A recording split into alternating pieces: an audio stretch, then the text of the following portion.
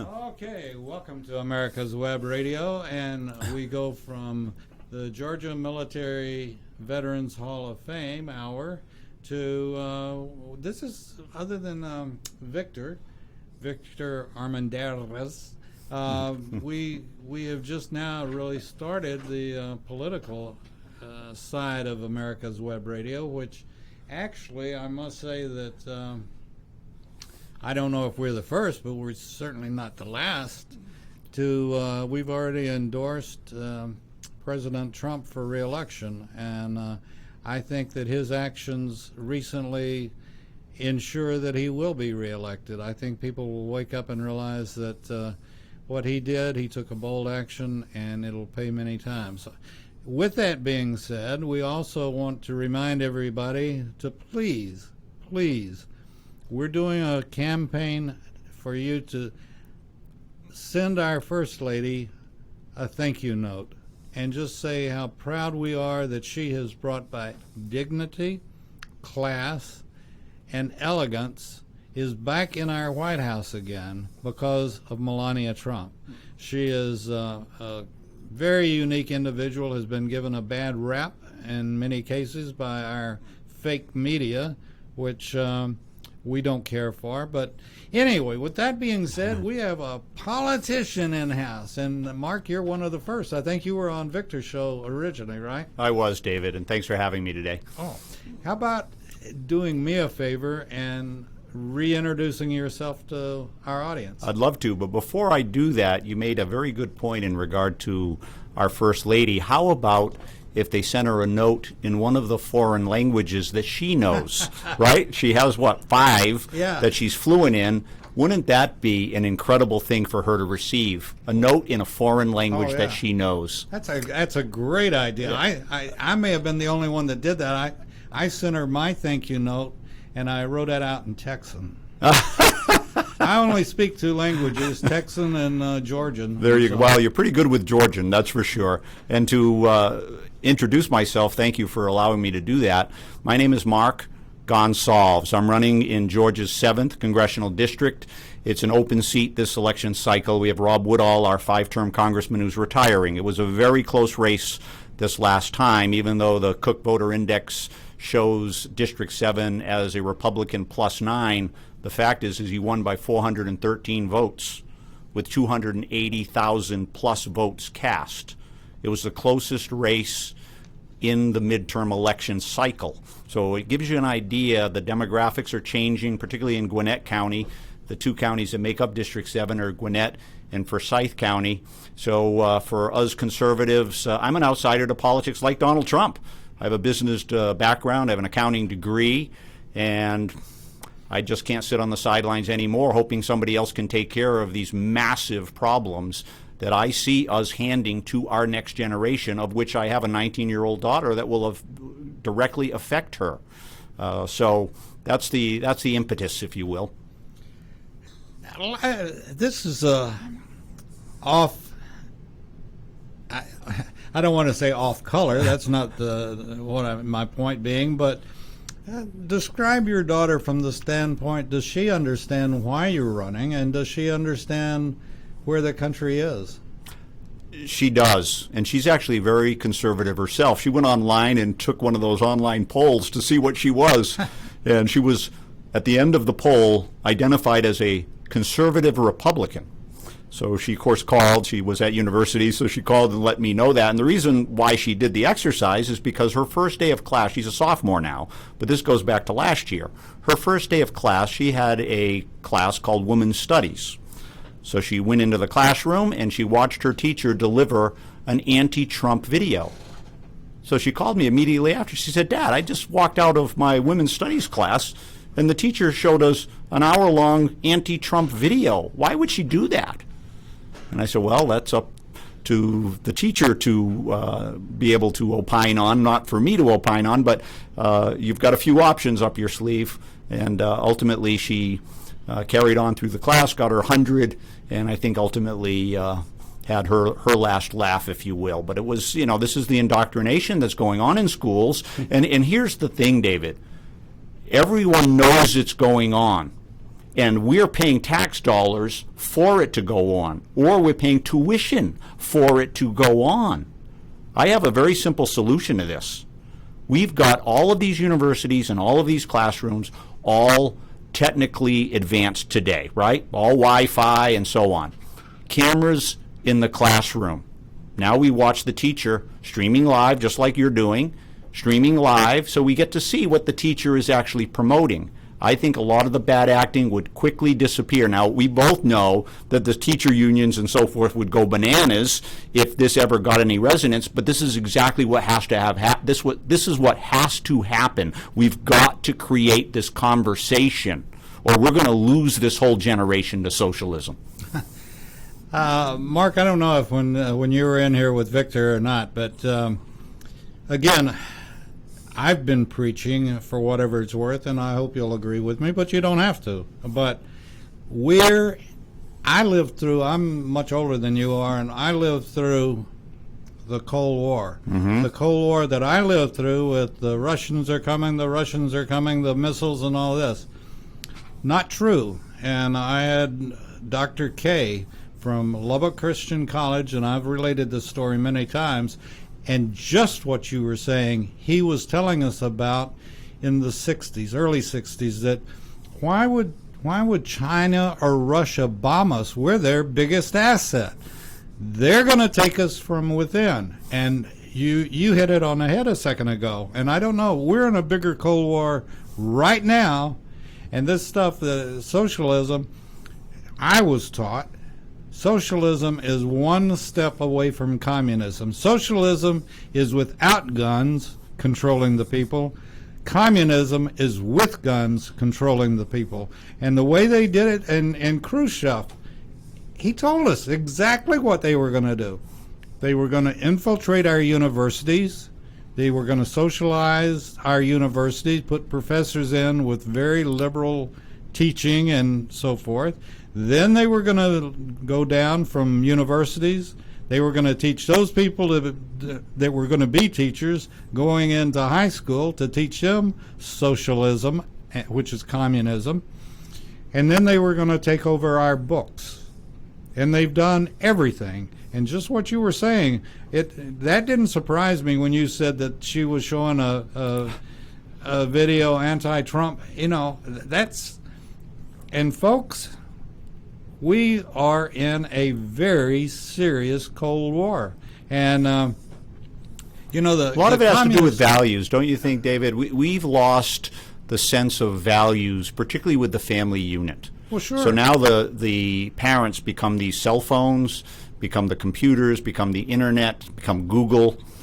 And we've taken God out of our culture, out of our classroom, and in many cases out of our homes. So this is where this is the breeding ground. This is the breeding ground. And you talked about guns, no guns. I mean, look what's going on here as it relates to this socialist movement and these Antifa. I mean, these people are out there wounding innocent citizens. I mean, it's incredible. There was a reporter who got hit in the back of the head out there in Portland, right? He now has a brain injury. He'll never be the same. Just an innocent guy. He gets hit by a brick that was basically a cement brick, right? It's just hard to fathom. And what the other thing is, you look back to Nazism, what's the first thing you do? Take the guns away from the people. Right, and you've got Governor Northam very anxious to travel down this path. He's getting a lot of blowback now, so let's see if he backs off. But he's talking about gun registration now in a little more forceful terms, and we know what that means. We're not that naive. You know, they take the guns, they control the literature and our books that are published, mm-hmm. and then they got you. And this is something that folks, it's communism. And, I don't even know if in schools today they're teaching what socialism and communism is. And, like I said, socialism is taking the public without guns, and communism is holding the people with guns. Right. I will tell you this. I have the youngest boots on the ground in my campaign of any of the candidates.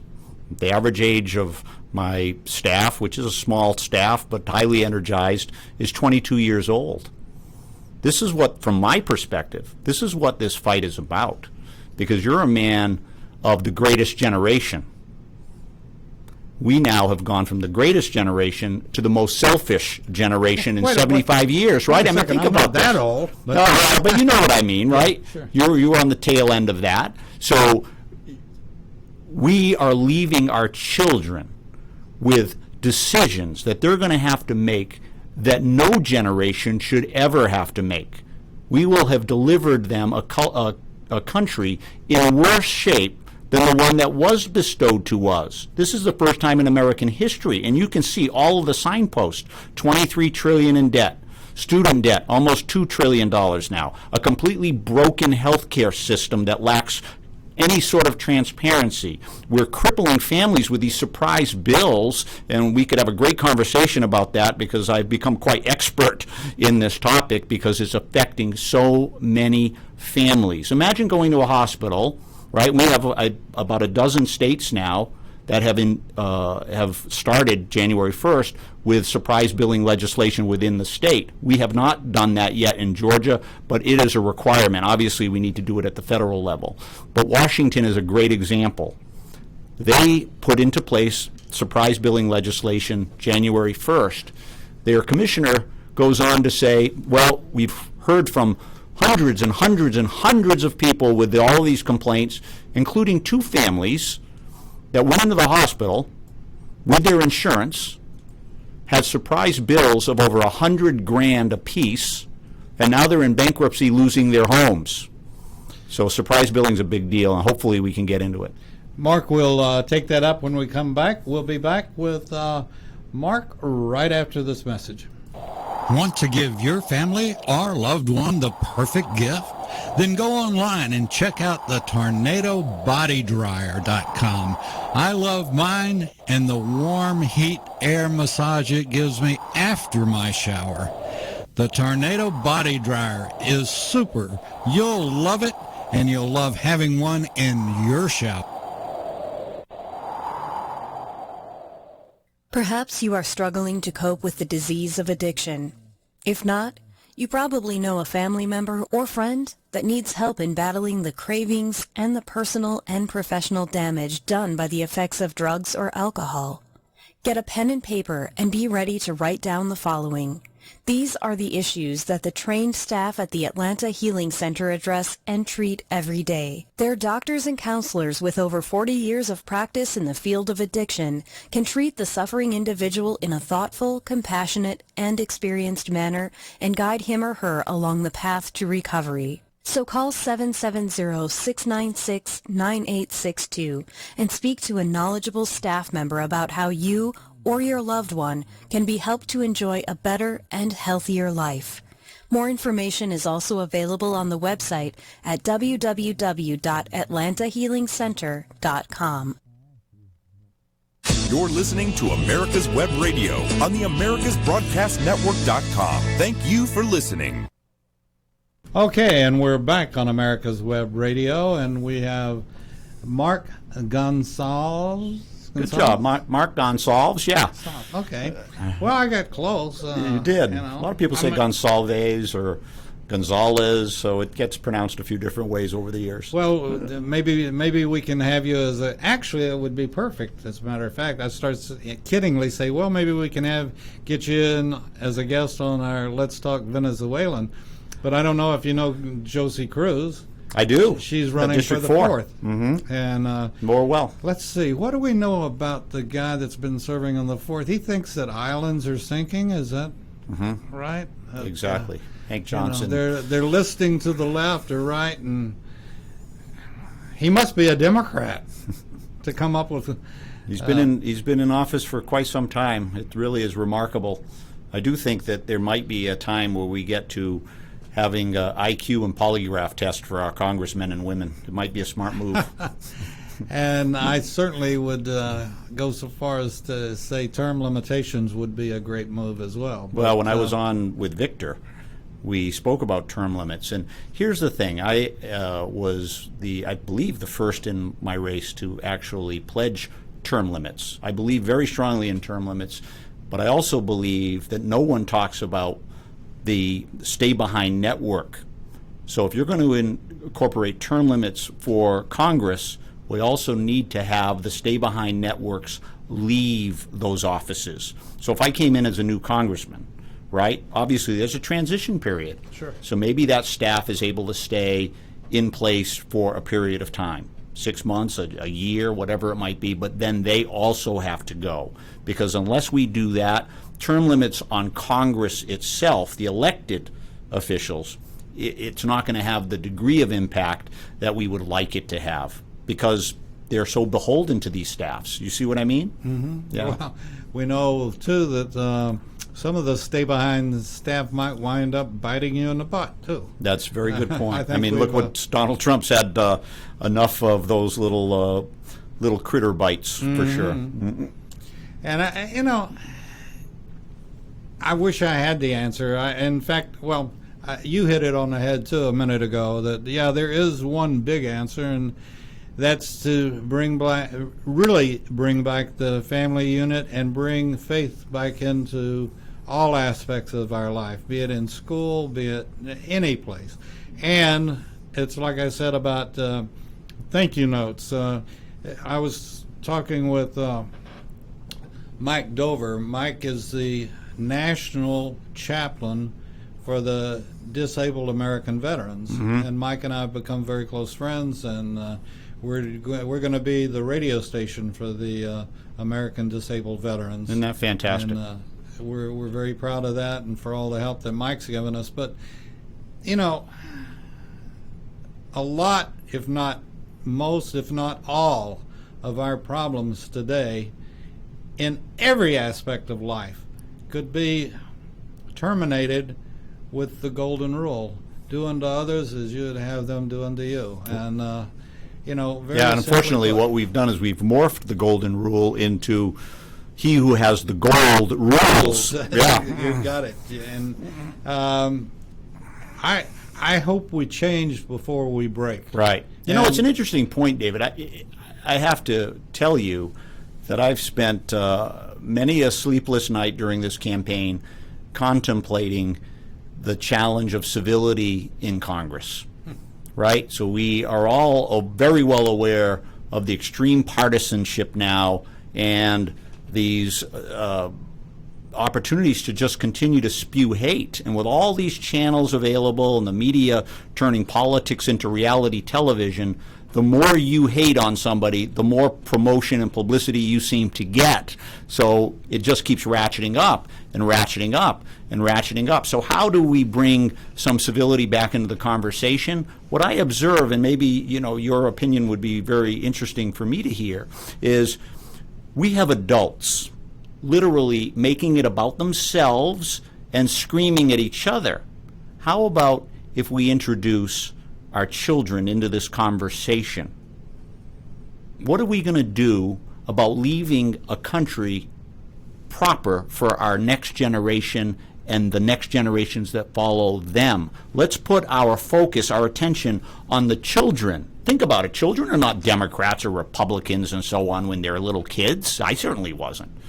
So if we can look at the bigger picture of what all of this really represents, then I think maybe dawn will start to, we would say, dawn would light on Marblehead growing up in Massachusetts. Hopefully dawn would light on Congress in regard to this, because it's so broken when we both know that it's been dysfunctional for 20 years, and that's both under Democrat and Republican rule. So both parties have had their chance, and both parties have dropped the ball. That's my opinion. But go ahead, give me your opinion. Do you think children, the conversation, could start to at least move the pendulum a little bit in the right direction? I guess my first knee jerk is how old are these children you're talking about? But the reality of it is the Middle East starts almost at birth, and we don't, but they do. Right. And this is why someone like Omar can come out and say, well, we're not going to stop until all of America, all of the West all of the world is Islamic. And and they start teaching it from day one. We're going to start I had looked into it several years ago, but I am hell-bent on doing it now. And the wisdom that came before us from the American Indians is just absolutely incredible. And, I'm sure you've heard the saying, well, wait until you've walked a mile in my shoes. Well, that's not an American or white or anybody else. That came from the Indians. Right, Moxicans, until you've walked a mile in my Moxicans. That's right. And this is where, and I'm a big supporter of this, and is that I can't fathom Pelosi or Feinstein or any of the others making decisions for our military. I am so opposed to somebody that hadn't served being put on the Armed Service Committee. Unless you've had a bullet whiz by your head, you don't know the reaction, And just like the gentleman that left, Lee Ellis spent 5 years in the Hanoi Hilton, and I don't think any of the other Congress people have, and what Lee's gone through. But it doesn't mean that they all have to necessarily have served in the military, but I think we should look at who we place where. And as far as children being educated, I would never want to feel like it's and the communists do it just like the Middle Easterns do it. They start with their young children as well. Well, I will tell you this. I'm the only candidate in my race that has actually spent time in the Middle East as a civilian for 2 years. I had older brothers at the time that had to go to school abroad. They went to Beirut. They went to Ankara, Turkey. They went to Tehran for a year. We traveled extensively during that period of time.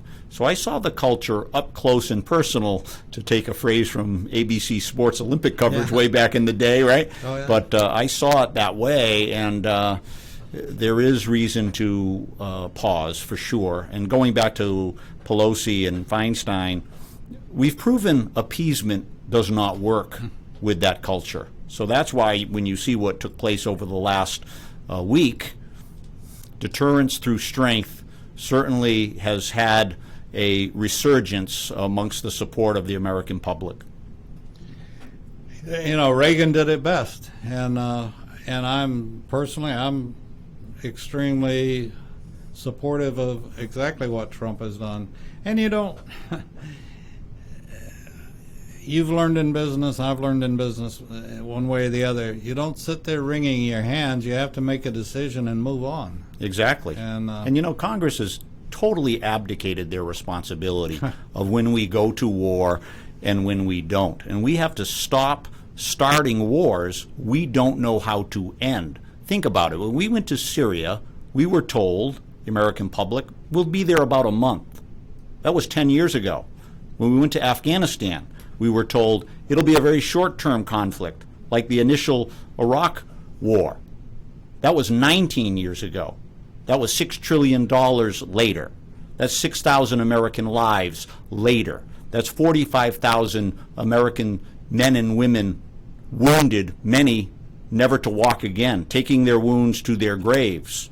So these things have massive consequences. We should not start wars we don't know how to end. Well, no, we should not start wars, in my opinion, that we don't intend to win immediately, if not faster. And we're capable of it. That's the whole kicker. Exactly. And, it's this is what people have to understand, and there's nothing pretty about it, but we have to do what we have to do and get in, get out. Right. I have a cousin that's a oral surgeon, and he has I stayed with him during the summer some, and he had a motto that if you're going to take a person's wisdom tooth out, or whatever the extraction might have to be, that they're going to swell, they're going to be in more pain, but his motto, he was one that he said, it doesn't matter how big a hole you cut,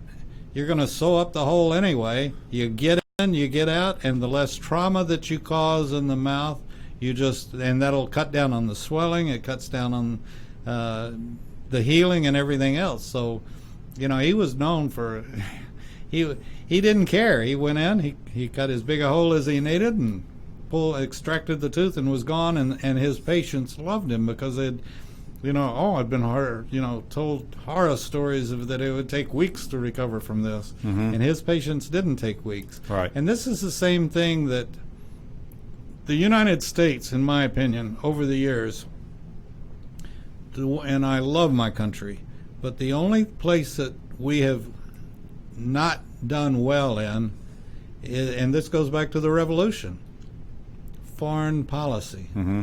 There is no reason we sent troops into Vietnam and we didn't even know that Vietnam had jungles, so we sent troops in with M16s that got hung up on vines. This is crazy.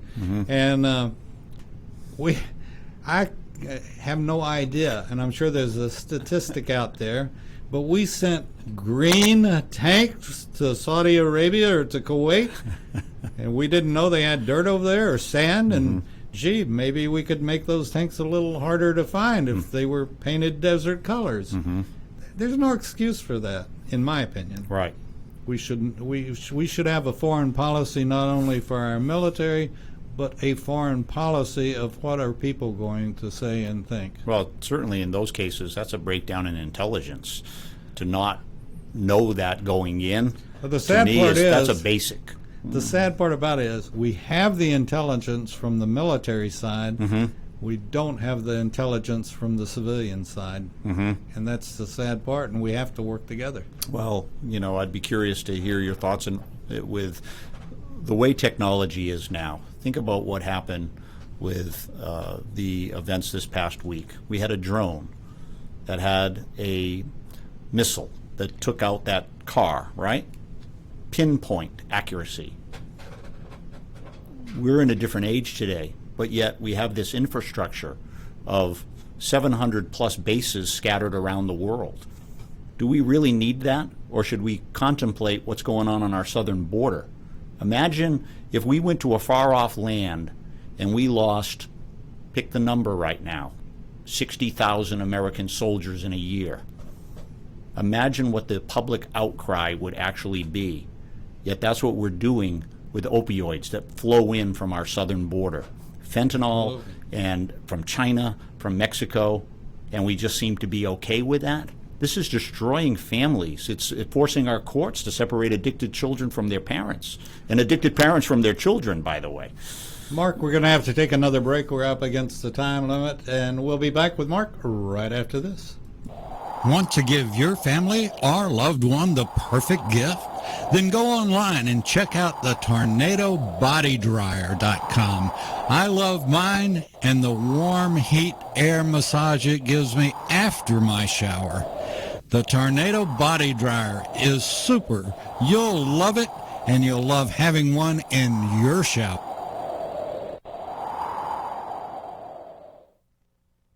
This is Dr. Susan Blank, Medical Director for the Atlanta Healing Center.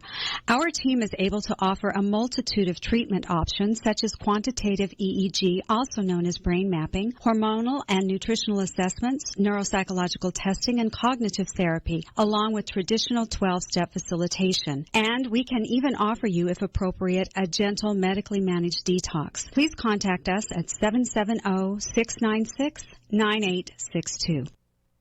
You're listening to America's Web Radio on the AmericasBroadcastNetwork.com. Thank you for listening. And we're back on America's Web Radio, and this is sort of an extension of David's pick with the fact that we've got Mark Gonsalves. Is that close enough? Hey, you're doing well. Gonsalves. Gonsalves, yeah. They'll think Okay. about me What is gone and then solves. Solves a and problem, solve. right? That's Oh, what people go, that's hey, good. go to Washington, solve those problems. Solves. You can do it. Absolutely. Absolutely. And there, I don't think you'd run out of them anyway. Boy, that's the truth. You know, I think there are enough up there that, and this again is something that I don't want to say David, you're a smart great, guy. but We have a great economy, right? But we're still running $1 trillion deficit. How does that make you feel? We just passed in November over $23 trillion now in national debt. Never mind all the unfunded liabilities, right? So you've been around a long time. How does that make you feel that in a time of prosperity, we're not doing what we historically have done in this country, and that has been to pay down our debt? We've accumulated debt under two circumstances: world wars and depressions or deep recessions is when we've accumulated the greatest amount of debt. But when the good times came, right, and the economy flourished, we paid down our debt. Right now, we're accumulating even more debt. That's why I was totally against the $320 billion spending bill this past summer. Also was against this $1.4 trillion appropriations bill at the end of the year that we all went for our holidays, and it got signed in as Congress left for their holidays at the last second to keep the government open. Mark, we don't do a show here, and I'm pretty much aware, although things will be changing shortly, in that I won't be sitting here like I have been and listening to every show, but one way or the other, I listen to most every show that we produce. Mm-hmm. And there's one common denominator throughout the whole America's Web Radio, all of our hosts and all of our guests, and it's appalling. It's incredible. But the one common denominator is that we have more power in our cell phones than ever before. I mean, I can, hey Google, give me this, and and they'll come back with an answer. And yet we are too lazy to educate ourselves about what's going on. Mm-hmm.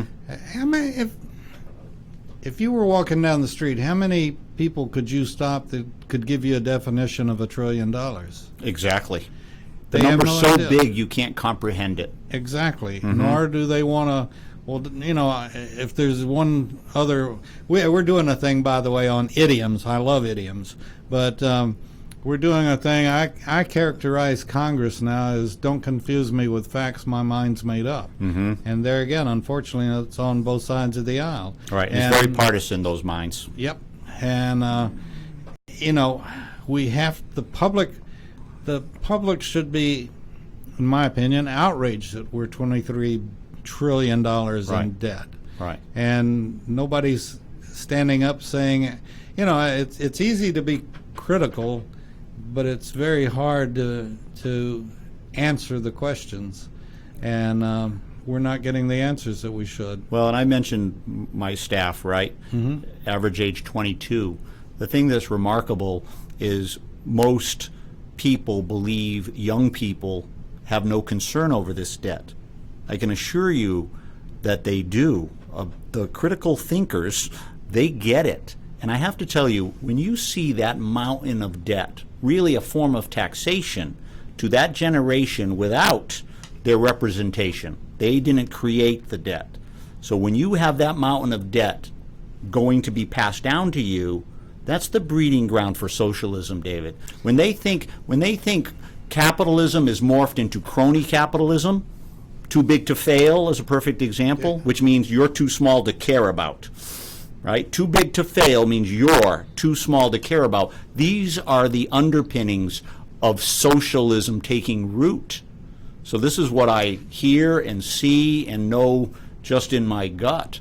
And so how do you unwind it? That's the key question. Education, and information. But And resolve. and resolve, yes, definitely.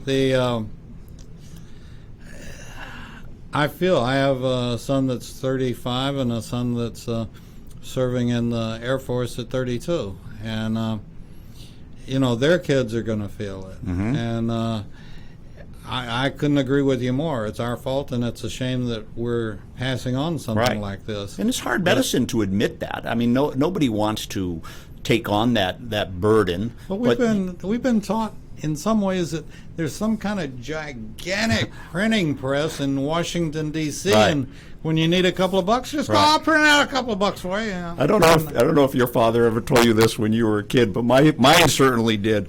And I would ask him for something, and he would go, Mark, what do you think? We have a money tree? You have a money tree in the backyard? Well, evidently, Congress believes there's a money orchard. It's not a tree. It's an actual orchard that we have up there. Yeah. That's beautiful. I hadn't heard that, but that's, yeah. Do you think money grows on trees? Right. Oh, if I heard it once, Right. many, many times. But, and part of this is, in my opinion, is that the family unit has been so destroyed and misled, and that, Daddy, I need this. Well, where I lived in North Atlanta, it was called, when I first moved there, it was called the Golden Ghetto. Mm-hmm. Do you know where it was? Go right ahead. Dunwoody. Wow. The Golden Ghetto. Here's $100. Go have a good weekend. Mm-hmm.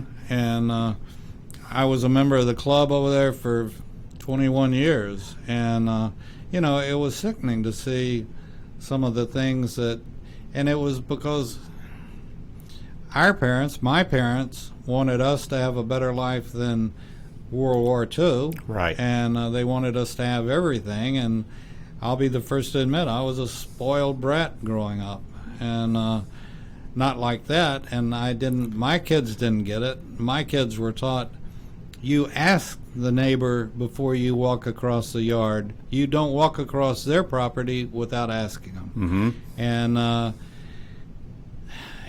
this is,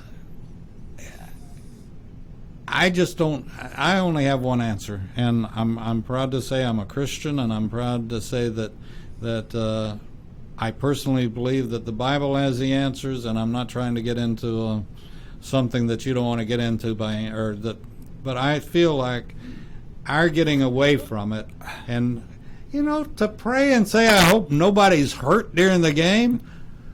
What in the world is wrong with that? Exactly. I couldn't agree with you more. Well, it just doesn't make sense. Yeah. We've got a fight of epic proportion, don't we? It literally can be defined as good versus evil now. And I think a lot of Americans feel deep down about that. The scary part is, I think I agree with you. I think the majority feels like that, but the scary part is, while they're feeling like that, they're saying, what's the answer? Mm-hmm. What can I do? What's the answer? Mm-hmm. It's like, and I'm no hero by any means, but this is why we do the shows that we do, bringing folks like you on and bringing folks Right. on like Lee. Can you imagine? Well, I will say this. I think that when we can love our children more than we can hate one another, that's going to be the start of moving things in the right direction. Well, we have to respect each other, and again, love thy neighbor like thyself. Mm-hmm. And nobody's perfect. You know, one of the things that I read, and this goes back years ago, David, it's influenced my life to an incredible degree. I read this piece of research from the social scientists. It was a test that they provided to a group of subjects, and there was 100 questions, multiple choice. There was a proctor for the exam. He gave them the time to complete the exam, and when it was completed, instead of collecting the examination papers, he said, now what I want you to do is I want you to go back and circle every question that you know for absolute certainty that you've answered correctly. There's not a doubt in your mind. You know you got that one right, and there's no advantage to one circle versus 100 circles. It's only the number of circles you know you got right. Here was the conclusion of the research. They were right 85% of the time. So the point that I'm trying to make is, even when you know for certain in your mind that you're right, maybe you're not. Maybe you should leave yourself open to being able to hear a competitive argument. I know I can be extremely stubborn myself, but I always hear that little voice, hey, you know what, you're digging in hard on this, Mark. Maybe this is a 15% moment. Maybe you need to listen and be objective and see where it leads. So that's a help. That's what I see. I see a lot of people, they're convinced 100% when they're only right 85. And General Dixon, I talked about this yesterday, is that the greatest leaders in history always surrounded themselves by brilliant people and took their advice. They didn't. The leaders that failed are the ones that stood up and said, I know everything. Mm-hmm. And I think we blame our president today of being in the category of saying, I know everything, which the reality of it is he is surrounded by some very smart people, and some very smart people happen to be his own kids. Mm-hmm. So, what's wrong with it? If they got the answer or they got the suggestion, I have no problem with it. But not everybody knows, like you said. If it's nobody knows everything. No, right. Nor will they ever. Right. And it's funny. I take questions right when I'm out in public, whether it's a GOP event or some other event, and I'm the one out of all the candidates that aggressively seek out those questions. Most want to shy away because they think, I might not know the answer. I might step in it. For instance, I'm the only candidate, to my knowledge, to date that spent time with the Libertarian Party up in Forsyth, right? They asked if I would go. They asked other candidates as well. I chose to take them up on their offer. And it was really interesting, David, because when I walked in, I said, listen, I'm very anxious to take your questions, and I know full well that we're probably not going to align on everything, but let's see where we go with it. And it was fascinating. When I started answering questions that were from my belief system that was counter to their platform, they started defending me. It was absolutely incredible. Mark, we just want you to know we're not a single-issue voter. We understand you might not agree with us on that, but don't worry. And I thought, wow, isn't that fantastic? So bring on the questions. Nobody has all the answers, and I make it very obvious at the beginning. I don't have all the answers, and if I can't answer something, I'll be straightforward with you and let you know, let me do my homework. And let me get back to you with a considered response instead of a knee-jerk answer that does nothing for anyone. So people respect that. It's like the best salesman is the good listener. He's not talking all the time. He's listening to what you need. What can I do for you? And he's thinking about, this is what I can do. And no,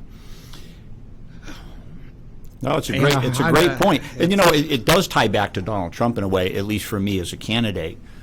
So people ask me about my support of Donald Trump. Of course I support Donald Trump. He's our duly elected president. I support every president that's duly elected, whether I voted for them or not. It's in my best interest as a citizen of the United States of America to want our president to be wildly successful. I've wanted that for every president that I've known in my lifetime, right? But at the same time, I am my own person. And if I'm able to accomplish getting to Congress, there's a high likelihood that I would be there after Donald Trump's second term. So don't you want a congressperson that you think is their own thinker versus just blindly following policy that you should not? $320 billion in spending is a perfect example of that. $1.4 trillion at the end of the year, another perfect example of it. So people don't want Congress people that are simply yes men to the political ideology of their party. It's led us to $23 trillion in debt. It's led us to an open border. It's led us to a broken healthcare system that lacks transparency. We have no pricing transparency. Think about it, David. It's the only thing you buy where you have absolutely no idea what it costs. None. Incredible. So I think you got to look at it a little broader. Mark, let's in the last couple of minutes that we've got, I want to clarify, or want you to clarify exactly what you're running for. Yeah. Who does that include? Yes. What, the district and so forth, and the listeners. And I'd like to ask too that okay, well, Mark isn't running for the to be the representative of the state of Georgia. He is running for a district. But that doesn't mean that if you're listening in Valdosta Right. or wherever that you don't have a friend in Mark's district. Right. And say, oh, I was listening and this guy makes sense. So Thanks. pass So- it on to your family and everybody else that, you know, I know the name. Yeah, to answer your question, I'm running in District 7. Rob Woodall is a retiring congressman, having served us for 5 terms. Because it's an open seat, there is a number of candidates vying for the seat. The best article I've seen is on ForsythPolitics.com that just came out about a week ago, and it describes the Georgia 7th congressional race, and it really, I think, puts it into a very good perspective. So there's 9 candidates on the Republican side. There are a number of candidates on the Democrat side as well, including the challenger that got beat the midterms. Her name is Carolyn Bordeaux. So anyone that really is not so familiar with the race, they might want to go to ForsythPolitics.com and read that article. It's, I think it's a very well-written piece. It'll provide a lot of clarity. Now, on my case, the easiest way to find out about me is go to my website, markcongress2020.com. markcongress2020.com. And here's what's extraordinary, David.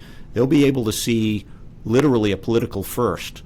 Right on my homepage, they can click on a little play button and watch a 30-minute television congressional address. It's been running in Atlanta on NBC, Fox, CBS, Peachtree TV. Got tremendous response to it.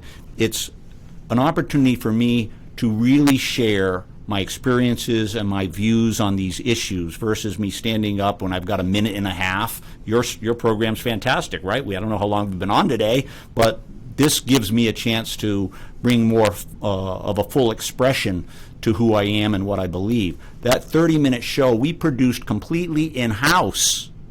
Didn't use a production company, didn't use a producer, a director, a script writer, a special effects person. We did it completely in-house, myself and my communications director.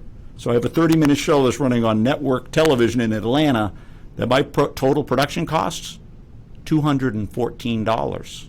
I'm trying to make a point. The point is you don't have to spend like a drunken sailor. You can be fiscally responsible. And by the way, that's very disrespectful to drunken sailors if you think about it, because they earned the money that they blow. Yeah. Congress is spending our money with little, just little responsibility is the best way I could say it. So that was the point that I was trying to make. We have other people in my race that have spent tens upon tens upon tens of thousands of dollars for a small little video that they run on their website. You know, we have 2 things here. And as you look around, it's been my philosophy that you don't kill a fly with a sledgehammer. Oh, yeah, I could have a lot fancier, a lot bigger space and all this, but we do the same. We can do anything that Fox can do. In fact, they copy us a lot of times. But we can do anything that anybody else can do within what we want to do, our boundaries. The other thing is, and this is more applicable probably, is that as we do our research or do our decision making, we say follow the money. Correct. Who's making a buck off of it and why? And we do a show called The Doctor's Lounge, which we get into 99.9% of the people don't even know what CON stands for in Georgia or what a PBM is. But I rest assured we know what it is. And CON stands for Certificate of Need, which is giving St. Joe's, Piedmont, Northside, they're a monopoly. And they can keep you from building a capitalistic facility next door to them that would save everybody money. Right. And you know, Northside is in my district, and Northside has now farmed out the emergency room, for instance, to the private equity gang, right? They're 2 major players in these physician staffing organizations, one of which is in Northside. And that's how all these surprise bills start, because they're out of network. You walk in thinking they take Aetna, it's right there on the website. There's no transparency. It doesn't say, hey, by the way, if you go to the emergency room, it's not going to be covered. So a person thinks it's going to be covered. So they're taking a person when they're the most vulnerable, David, and this breaks my heart. When they're the most vulnerable, and they've turned patients into prey.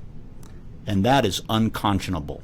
Private equity having their tentacles in healthcare. You look at what's gone on as far as the accelerating costs of healthcare. It's 20% of our economy, completely outside of the purview of America's exceptionalism, which is free market. Think about that. When you and I were young, it was 5%. That was a sustainable number. At 20%, we're bankrupting families all over this country. I just got off the phone with my mother. My dad's been in a full care facility now.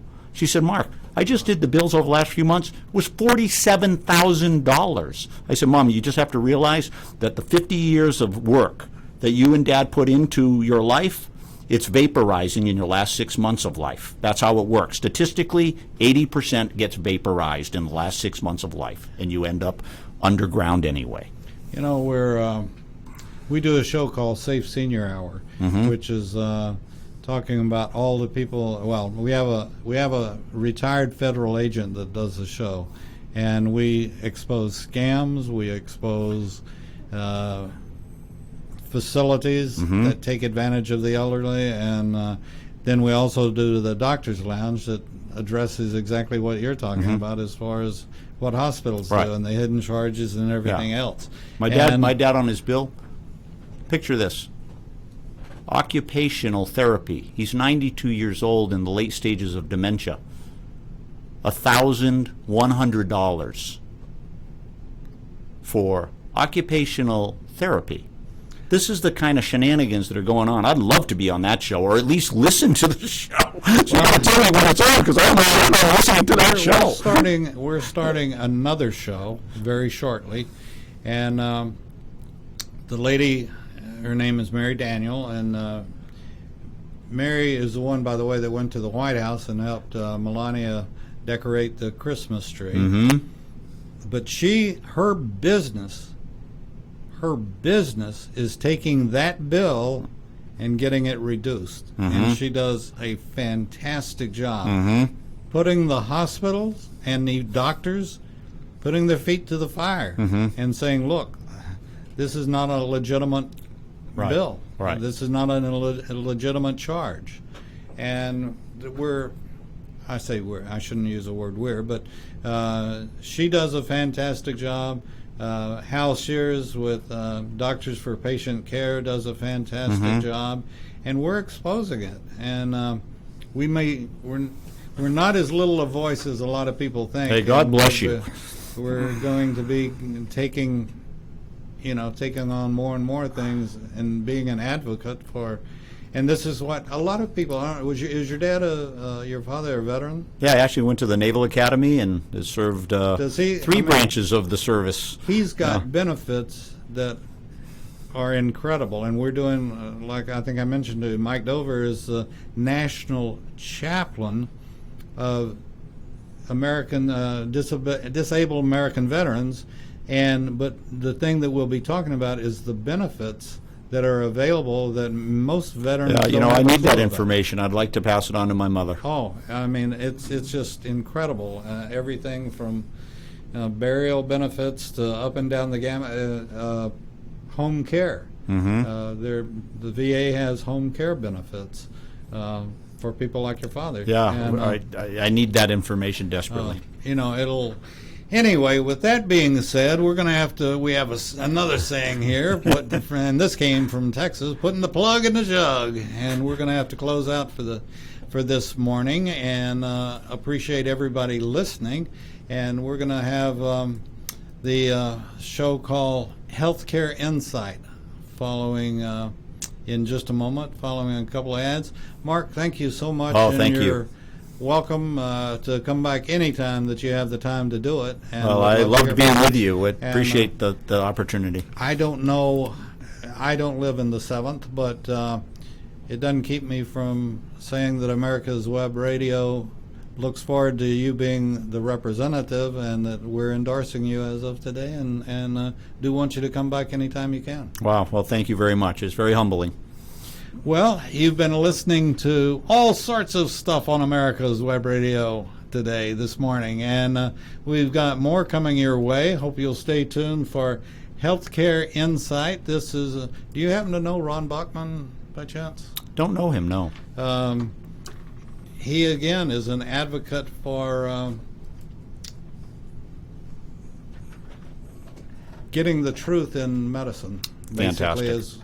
and in healthcare in general. Of Right. what, We've got to break up this opaque cartel. yeah, it's just, yes, we do. But anyway, we'll be back with more on America's Web Radio right after a couple of messages, and hope you'll stay tuned. It's fun, and we have a good time here, and appreciate everybody listening. We'll be back right after this. Thanks, David. The Docs for Patient Care Foundation is your way to